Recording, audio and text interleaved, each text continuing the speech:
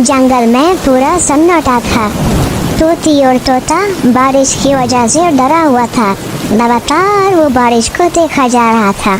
चाहे तेज गर्मी और चाहे तेज बारिश, इन कौवे का नहीं है सोना। कबूतर को बारिश का मौसम पसंद था। वो इतनी तेज बारिश में अपने घर के बाहर बैठा भीग रहा था। माँ चिड़िया अपने गुड़िया के साथ अपने घर में सुरक्षित बैठी हुई थी। लंबे दुखों और बेमुसीबतों के बाद आज मम्मा चिड़िया को बारिश के मौसम में बैठना नसीब हुआ था।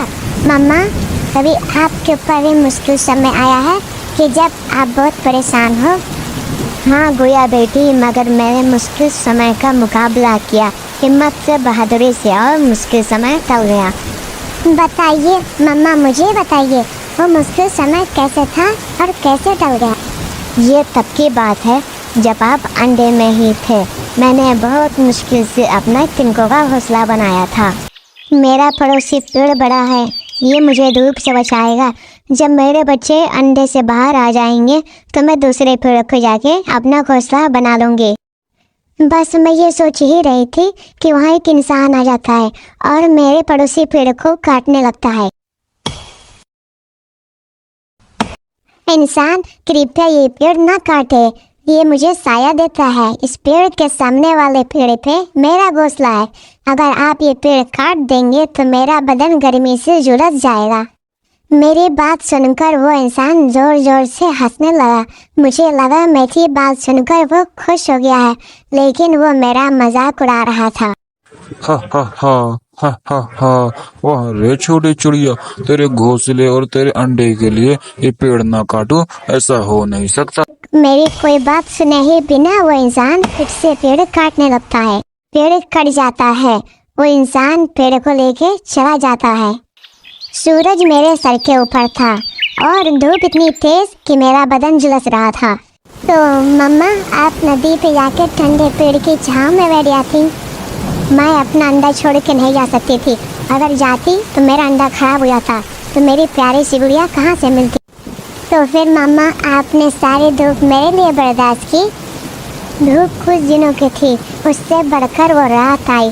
तेज बारिश के साथ जंगल में तूफान आ गया। मेरा घोंसला ये तेज हवा से टूट जाएगा, मुझे यहाँ से जाना होगा। मैंने ये सोच के अपना घोंसला उठाया और थोड़ी दूर जाके बड़े पेड़ के नीचे बैठ गई। मैंने 2 दिन से कुछ नहीं खाई थी। मम्मा, बारिश के मौसम में भूख भी ज़्यादा लगती है। अंडे के ऊपर कुछ पत्ते रख दिए और अपने लिए दाना ढूंढने चली गई। बारिश में बहुत मुश्किल होता है दाना ढूंढना। काफ़ी देर बाद मैं उस जगह आई तो देखी तो मेरे घोंसले में मेरा अंडा ही नहीं था। मम्मा, मतलब मुझे को उठा के लेकर गया था। अच्छा हुआ मैं बच गई, वरना वो पक्षी मेरा ऑमलेट बना के खा जाता। मैं बहुत रोई, बहुत शोर मचाई, लेकिन वहाँ कोई नहीं था। मैं उदास मन के साथ वहाँ बैठ गई। बारिश रुक जाती है। अगली सुबह बहुत रोशन थी। मैं जोश के साथ अपना अंडा ढूंढने निकली। मैं अपने पड़ोसी कबूतर के पास गई। कबूतर चाचा, क्या मेरा अंडा आपने देखा है क्या? मेरा अंडा कहीं खो गया है। चिड़िया, मैं तो पूरी रात बारिश में नहाता रहा, उसके बाद फिर जाके मैं सो गया, मुझे नहीं मालूम। फिर मैं और भी परेशान हो गई। फिर मैं तोते के पास गई। चिड़िया चिड़िया, कल बुलबुल को नदी के पास एक अंडा मिला था, वो अंडा अपने घर ले गई है। तोते भैया, बुलबुल का घर कहाँ है? झरने के पास जाओ, बुलबुल वहाँ रहती है। मैं दौड़ी और जल्दी से बुलबुल के पास चली गई और बुलबुल जंगल में फूल लेने गई हुई थी। क्या मम्मा, बुलबुल आंटी अभी भी फूलों का रस निकाला करती है? हाँ बेटी, बुलबुल शुरू से ही काम करती है, फूलों का रस निकाला करती है। बुलबुल काफी देर बाद वापस आ जाती है। क्या हुआ चिड़िया, तुम यहाँ क्यों बैठी हो? बुलबुल, मेरा अंडा कहीं खो गया है। सुना है कि तुम्हें नदी के पास कोई अंडा मिला है। हाँ, लेकिन वो अंडा तो लाड़ा का है, या शायद किसी तोते या मैने का होगा। मेरा दिल मान नहीं रहा था तो मैंने बुलबुल से कहा, एक बार वो अंडा दिखा दीजिए, शायद वो अंडा मेरा ही हो। बुलबुल मुझे अपने घर ले गई, मगर वो अंडा मेरा नहीं था। वो अंडा किसी तोते या मैना का था। मैं वहाँ से मायूस होके चली गई। तभी वहाँ कौवी आती है। क्या हुआ चिड़िया, तुम क्यों रो रही हो?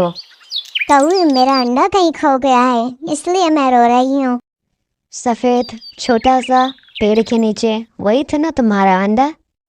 कौवी की बात सुनकर मेरा दिल जोरों से धड़कने लगा। हाँ हाँ, वही है मेरा अंडा। तुम्हारा अंडा मेरे पास है, मगर तुम्हारा अंडा ऐसे मैं नहीं दूंगी।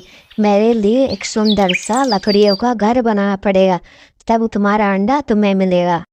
मैं सब करूँगी, बनाऊंगी, मगर कौवी मेरे अंडे की रक्षा करना। अंडे की चिंता तुम छोड़ दो, मैं अंडे की हिफाजत अच्छे से करूंगी और तुम उस सामने वाले पेड़ पे मेरे लिए एक सुंदर सा लकड़ियों का घर बना दो। मैं जल्दी से कौवी के लिए घर बनाना शुरू कर दी। मैं लकड़ियाँ घर बनाना अपनी माँ से सीख रखी थी। क्या मम्मा, नानी भी घर बनाया करती थी? आपके नानी का बनाया हुआ घर दूर दूर से पक्षी देखने आते थे। फिर मम्मा क्या हुआ? मैंने दिन रात लगाकर उसके लिए घर बनाई। घर तो तुमने अच्छा बनाया है। अब आप अपना वादा पूरा करो और मुझे मेरा अंडा लाके दे दो। फिर वो कौवी एक टोकरी लाती है जिसमें मेरा अंडा था। मैं वहां से गुजरी तो ये अंडा बेआसरा पड़ा हुआ था, तो मैं अपने घर लेके चली गई। मैं अपना अंडा सुरक्षित देख के मैं बहुत खुश थी। अगले दिन उस अंडे से मेरे गुड़िया बाहर आ जाती है और मेरी जिंदगी में खुशियाँ खुशियाँ लौट आ जाती है।